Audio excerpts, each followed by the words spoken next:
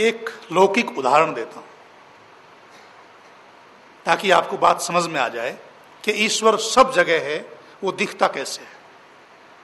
हो सकता है आपने वो उदाहरण सुना हो। अपनी बात ठीक से समझाने के लिए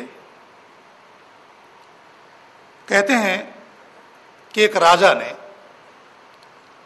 अपने मंत्री से कहा, बुद्धिमान मंत्री से, जो आस्तिक था, वेद को मानने वाला भी था, और वेद को जो मान लेता है परमेश्वर को अपने आप मान लेता है। उससे कहते हैं कि आप ईश्वर ईश्वर कहते हैं, ये ईश्वर कहां रहता है,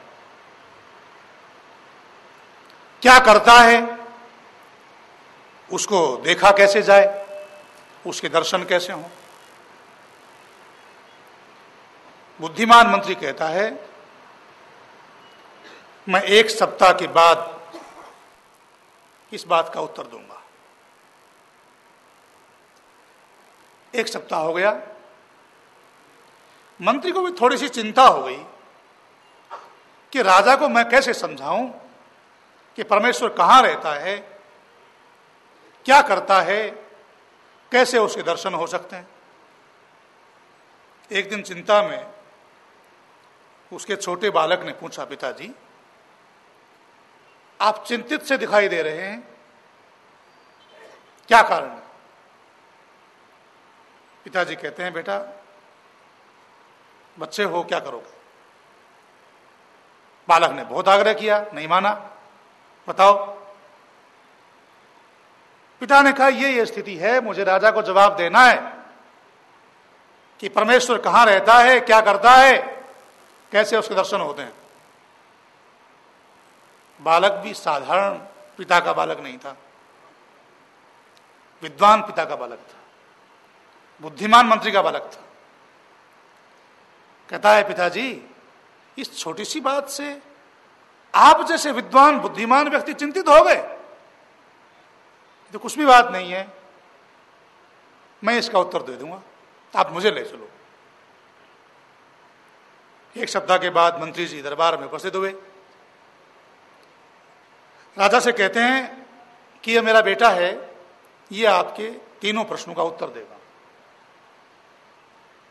ठीक है, बोलो बच्चे, परमेश्वर कहां रहता है। बालक कहता है, राजन आपको इतने शिष्टाचार का भी मालूम नहीं है, आप इतने बड़े राजा हैं, किसी को बुलाते हैं तो उसको बैठाते हैं, कुछ खिलाते पिलाते हैं, उसके बाद कुछ बात पूछते हैं।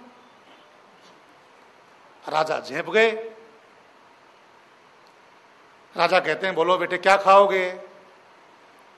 बालक कहता है, मैं छोटा बच्चा हूं, दूध पीऊंगा, दूध मंगवा दो। दूध मंगवाया गया, कटोरे में दूध डाला और बालक कटोरे में उंगली देकर देख रहा है। राजा कहता है, बच्चे क्या देख रहे हो, क्या ढूंढ रहे हो। बालक कहता है, मैं देख रहा हूं, मैंने सुना है कि दूध में मक्खन होता है, और आप कहते हैं ये दूध मीठा भी है, तो मुझे तो इसमें मक्खन भी नहीं दिख रहा और मीठा भी नहीं दिख रहा, मैं उस मक्खन को ढूंढ रहा हूं। राजा कहता है कि भाई मक्खन इस पूरे दूध में समाया हुआ है, पूरे दूध में समाया हुआ है।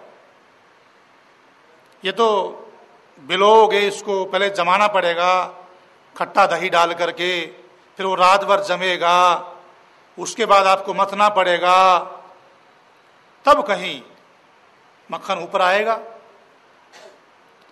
तो बालक कहता है, राजन आपके 2 प्रश्नों का उत्तर ये है, जैसे इस दूध में, पूरे दूध में मक्खन व्यापक है, इसी प्रकार से ब्रह्मांड के कण कण में परमेश्वर व्यापक है। और जैसे इस दूध को जमाया जाएगा, उसके बाद इसको मथा जाएगा, जब दही बन जाएगा तब कहीं मक्खन निकलेगा। ऐसे ही योग की 8 सीढ़ियों को पार करके उनका जो आप मंथन करेंगे 7 सीढ़ियों का, तब जो 8वीं सीढ़ी आएगी समाधि की, उसमें आपको परमात्मा के दर्शन होंगे। ऐसे ही नहीं हो जाएंगे।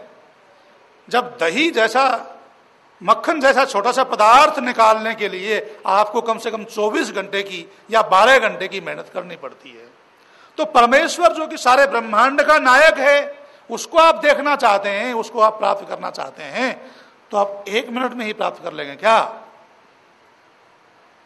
तो उसको प्राप्त करने का तरीका है यम, नियम, आसन, प्राणायाम, प्रत्याहार, धारणा, ध्यान, इन 7 सीढ़ियों को पार करना पड़ेगा, अपने मन का मंथन करना पड़ेगा, तब कहीं आप समाधि अवस्था में जाकर के परमेश्वर के दर्शन कर सकेंगे। इन आंखों से तो नहीं होंगे। राजा कहता है ठीक है, मैंने मान लिया कि परमेश्वर है और सब जगह है, और ऐसे उसका दर्शन होता है, पर यह बताओ बेटे वो करता क्या है? बालक कहता है महाराज आप ये प्रश्न गुरु बनकर पूछ रहे हो या शिष्य बनकर पूछ रहे हो? राजा कहता है कि गुरु बनकर कोई नहीं पूछता, शिष्य बनकर ही पूछते हैं। बालक कहता है तो गुरु तो तुम्हारे चरणों में खड़ा हुआ है और तुम ऊपर बैठे हुए हो सिंहासन पर। राजा सिंहासन से उतरा और बालक को उठा करके सिंहासन पर बैठा दिया। बालक कहता बस वो यही करता है, ऊपर वाले को नीचे कर देता है और नीचे वाले को ऊपर बैठा देता है, यही करता है। धर्म का जो पालन करते हैं वो उत्थान को प्राप्त होते हैं, उनकी हर समय उन्नति होती है, और जो धर्म का पालन नहीं करते वो पतन की तरफ जाते रहते हैं। मनु महाराज जी कहते हैं धर्म एव हतो हंति, धर्मो रक्षति रक्षित, तस्मात् धर्मो न हंतव्यो, मानो धर्मो हतोवति। जो धर्म की रक्षा करता है, जो परमेश्वर की आज्ञाओं का पालन करता है, धर्म रूपी परमेश्वर उसकी रक्षा करता है, और जो धर्म की रक्षा नहीं करता, धर्म को मार देता है, मनु महाराज कहते हैं वो मारा हुआ धर्म उसी व्यक्ति को मार देता है। इसलिए धर्म की रक्षा मनु महाराज कहते हैं दत्तचित्त होकर करो।